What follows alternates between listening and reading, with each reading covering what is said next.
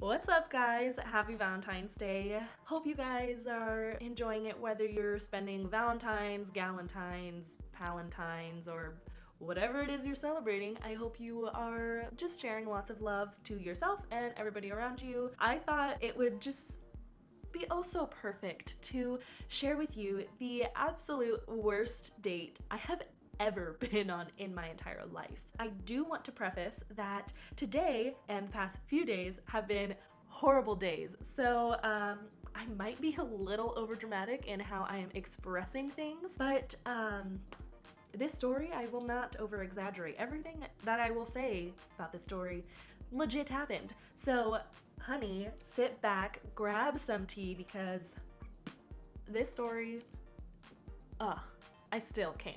I still get worked up about this. This is iced tea. Okay, it's an Arnold Palmer, has tea in it. So enjoy the tea. Let's take this story back. How long ago was it? Oh, 2 years ago now, actually, when I was telling myself, like, I'm so ready to get out and start dating again after my previous relationship. I did something that, you know, it can work for some people and it just doesn't work for other people. Unfortunately, it didn't work for me. So I joined a few dating apps. I used Bumble, OkCupid, and Coffee Meets Bagel. I actually only ended up going on 2 dates from all of those apps combined. One of the dates ended up just being great. We went to a coffee place, we talked, nothing happened. So I was like, wow, this can't be so bad, these dating apps. Boy, was I wrong.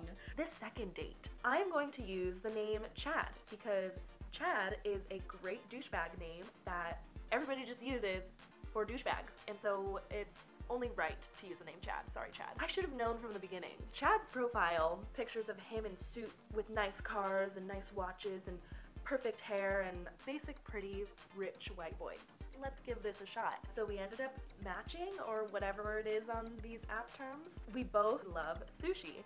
I love sushi, he loves sushi, so let's go on a sushi date, right? He lived in San Diego, like actual San Diego, and I lived in Oceanside, which is still about 45 minutes to an hour drive depending what time you leave. He found a sushi place that met right in the middle of our 2 locations, and that's where we were going to go on our sushi date. The day before our date, he changed his mind. He asked me how I would feel coming to his apartment and ordering sushi in and having it on the roof of his apartment complex. I was definitely hesitant. I said yes, which is, it was stupid, but it ended up working out. So just listen to the story, just listen. Stop judging, just listen. So I said yes. And the plan was I get off work 2:30, I drive straight there, we'll meet at like 3:34, and we'll have sushi before the sunset, so it's not like dark, sketchy, you know? So I get off work and I text him and I'm like, hey, just got off work, on my way. He was like, oh shoot, like work just asked me to drop some papers off. I'm on my way to LA right now. How about 5? Already driving to San Diego, and I was like, you know what? His address was right next to a mall. So I was like, it's fine. I'll kind of buy some time at the mall and just text me when you get back. So I'm at the mall. It's 5 o'clock and I finished my shopping. I'm like, hey, any ETA? And he sends me a screenshot of like the maps and it says his ETA is 7. And I'm like, okay, well that's kind of long. I think I should just go home. He's like, no, how about we have dinner and you could just stay the night at my place? You know, I'm not really comfortable with that. He was like, no, like I'll sleep in a different room. You can have my bed. It's totally fine. I was like, you know what? I think we should just reschedule. It's not a problem at all. I got home that night at like 7:30 and wasted like the entire day waiting for him. You guys, we have not even gotten to the actual date yet. This was like leading up to the worst date ever. One would think I would have canceled by now, but no, I'm a nice person, okay? So before moving on to the rest of the story, I'm not gonna do like, oh, this is sponsored, here's a commercial, but I'm sponsoring myself. Ta-da! Take a second to give the video a thumbs up if you like it. If you don't, let me know, give it a thumbs down, and comment why you gave it a thumbs down so that I know how to improve. Subscribe, do the little bell thing, because that notifies you. That's what people say. Sometimes it doesn't because issues. Comment your worst date experience. If anybody does have like a pretty bad date experience, just leave your Instagram handle, I'll screenshot it, and I'll share your story on my Instagram. Okay, continuing with the horrible date. So he texts me the next day. Apologetic. I feel so sorry. I want to make it up to you. How about we go to like a sushi place right near you? Like, I could drive up to you. I'm so sorry. And I'm like, okay, like that's generous. He's offering to drive all the way up. He said, do you know any good sushi places? So I sent him 3 of my favorites, and one of them is Miso Harney's. That place is right by the beach, super nice, can be kind of pricey, and he ended up picking that place. And I was like, oh wow, he really wants to impress me, you know? Okay, well, let me dress up. So I dress up, and I am in my car. I'm like, about to leave, literally in my car putting in the address. And he's like, oh, I actually found a better place. Can you meet me at this one? And I'm like, oh, better than Harney's, okay. So I put in the address, and it's like right by my work, behind a mall, hidden nook next to a soup plantation. There's a sushi place here? I had no idea. Okay, well maybe it's nice. Drive there, and it's not. The 3 options I sent him would have been way better. So I get there, he was 30 minutes late, and then he pulls up. I really hope there are 0 guys watching this, because I do not know cars. I do not know models and brands and makes and whatever. He just pulls up in this really nice red convertible Mustang, like super nice, and he has like his hair slicked back and douchebag sunglasses and a watch and button up and looking all dope, you know, overcompensating really. Hi Chad, nice to meet you, Millie.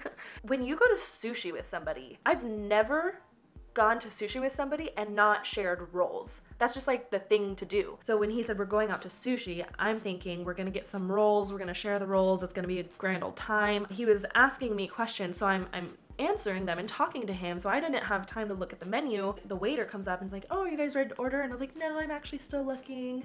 And Chad, he's like, well, I know what I want, so I'm gonna have a okay, that's cool.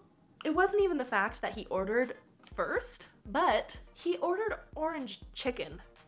Orange chicken. Who goes to sushi to order orange chicken? You don't do that. I know they serve it, but if you're taking somebody and you say, hey, I want to take you out to sushi, you're gonna get them sushi. You're not gonna get orange chicken. So he gets himself a little lunch special with orange chicken and a California roll and tempura. That is like the most basic, uneducated sushi order in the world. So by the time they brought his meal out, then I was allowed to order. I just got like edamame and a roll because I don't want orange chicken. When we were talking, the whole time I was talking, he was leaning against the table and he was like trying to send me telepathic messages or something, trying to send some signals like, oh yeah, you want me, like it was weird. This is just the beginning. It gets worse, you guys. At least he pays. That was so generous. And then he goes, oh, look at the time, we finished just before sunset. I must have planned this so well. Do you want to go watch the sunset? Like, and I was like, okay. So he offers to drive. Biggest mistake. There was lots of mistakes, but that was just one of them. I wanted to say no, but I am nice, and I was like, yeah, sure. The way that he would press the gas and the brake, it was so jerky. Like how one would, you know, drive a car that they're not familiar with. He's like, yeah, this car's pretty new. I was like, oh, when did you get it? And he's like, oh, just really recently. But by the end of the date, I truly 100% believe he literally rented or borrowed that car from a friend just for our date. It was not his car. You could tell. He went to get gas and he didn't know how to open the little gas door thingy. Sorry, I don't know cars. And then when we're on the freeway, tops down, he's going over 100 miles an hour, swerving through cars, and I think this is it. This is how I go. Lord Jesus, take the wheel because the car's gonna spin out of control. We're gonna crash. We're gonna die. I'm gonna fly out, you know? I think we're on our way to see the sunset. But he's like, oh, we're gonna take the scenic view. So he's a realtor, and he drives me through these properties in Carlsbad of like, I own these properties, and I love coming here on my free time to see the places that I manage, and the view is just stunning from the top of the hill. Isn't this gorgeous? And just like talking about how amazing he is and how rich he is and the view and blah, blah, blah, blah, I don't care.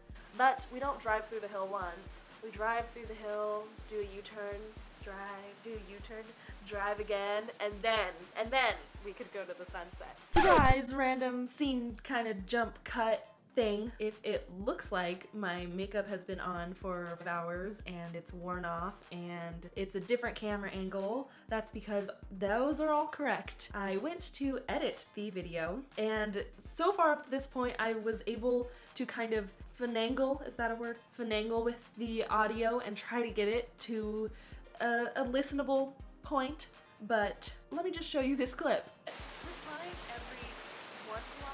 I don't know what was going on. The past few days just seems like something's really been attacking me and not wanting me to do anything successful. There was no malfunction with the camera, no malfunctions with the mic, and it was all taken in one take, so I don't know what happened there. I think where we left off, Chad driving me through the hills of Carlsbad. Finally, after driving through the hills 3 times, then he decides it is time to go see this sunset. He wasn't familiar with the area, so he asked me where we should go, and I wasn't familiar with the area either, so I was just like, well, let's get on the coast, find a place, watch sunset, get me out of here type of a thing. So we get onto the coast highway, find a parking spot, and we're sitting on a ledge that's looking over the beach right at the sunset. So romantic. He keeps scooting really close to me. I'm very obviously doing one of these things, you know, where you go and scooting away. He does it again. He scoots closer and I scoot away. Did a few times. He's obviously flirting with me, still giving me those eyes, you know, that he was doing at the sushi place. He saw the scar on my foot. And for those of you who don't know, I injured my foot dancing a few years back. Dance was the thing that I was like most passionate about. I was on a dance scholarship, and my injury actually made me lose my dance scholarship. I had to drop out of school. I had to stop teaching dance, and I had to find like a desk job. And I was explaining this sad, serious story to him, and he thinks it is the opportune moment to grab my face and shove his face into mine. I pull back, literally say, I have a feeling if I stayed the night at your apartment, you wouldn't have let me stay in the bed alone. And he was like, no, I don't know what you're talking about.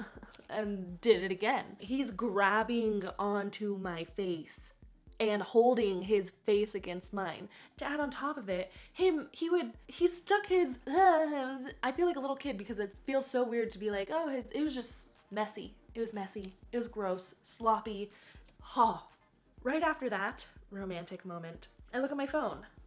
Oh, would you look at the time? I have to wake up early in the morning. He's like, oh, well, let me take you back to your car. And I'm like, oh, okay, darn. You would think this would be the end of this really amazing date, but it's not. There's more. I get in my car. He texts me saying he had a really great time, would love to go out with me again. I'm like, yeah, thank you so much for the sushi. Hope you have a great night. And the whole drive home, I couldn't swallow my spit. My mouth felt dirty. I felt dirty. I felt gross, like violated. I had the windows down and I was literally driving like this the entire drive home, letting like everything air out, I guess. And then when I got home, the first thing I did was brush my teeth. So that date happened on a Wednesday. The next few days, I was slowly trying to stop texting him. I had managed to go all of Saturday without texting him.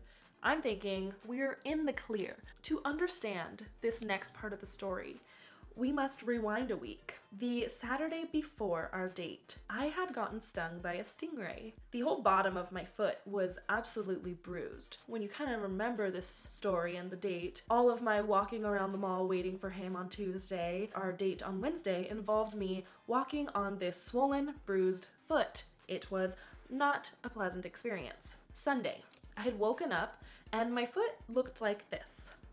And it was really itchy. I texted that picture to my mom. She was like, well, just keep track of the size of them, make sure like they're not growing. And 8 minutes later, this. And then 30 minutes later, this. By this point, my throat felt like it started closing and no one was home. I had to drive myself to the ER, and it was at this time Chad texts me saying how he feels. He feels like I shouldn't be ignoring him. I need to grow up and reply to him because I'm missing out on this really great opportunity. I text him back, yo Chad, sorry man, but Buckaroo pal. I'm kind of in the ER right now. I'm having an allergic reaction to this stingray and my throat's closing up, so can't talk right now. He replies, oh goodness, like I'm so sorry. Hope you feel better soon. Great, cool, thanks. I don't reply because, you know, dying, no big deal. Turns out it was an allergic reaction to the stingray, and on top of that, I had strep throat. So it was both of those in one hospital visit. They put me on a few medications. My parents and my brother came to pick up my car, and then my brother took me home because I was drugged up, basically. When my brother picked me up, I got another text from Chad, and he basically ended the relationship because I was so immature and I couldn't handle being with somebody as amazing as him. He wouldn't want to be with me because I don't appreciate his amazingness, and really it was, I really wish I had those texts still because I would love to show you guys what they said. So he ended things. So that's my date. Let me look at the footage to see if I need to record anything else. There you guys have it. That was the absolute worst date I had ever been on. Happy Valentine's Day. So I hope you guys have a wonderful Valentine's Day, better than the date that I described. I love doing story times like this. I feel like I have a lot of really interesting stories, and there are some stories in a few years when I'm able to talk about them that I would just love to share with you. Because sometimes, you know, you just can't say things that you want to say. It takes a lot of self-control to not be passive-aggressive. That was passive-aggressive. Alright guys, that is all the time we have. I keep looking there and I should be looking here. I'm sorry. That is all the time that we have. Give me some support, thumbs up, subscribe, comment, you know what to do. Yeah, I'll see you guys next time. Bye. Like, comment, subscribe. Did you hear that? That was my elbow. Why does my mouth look so big?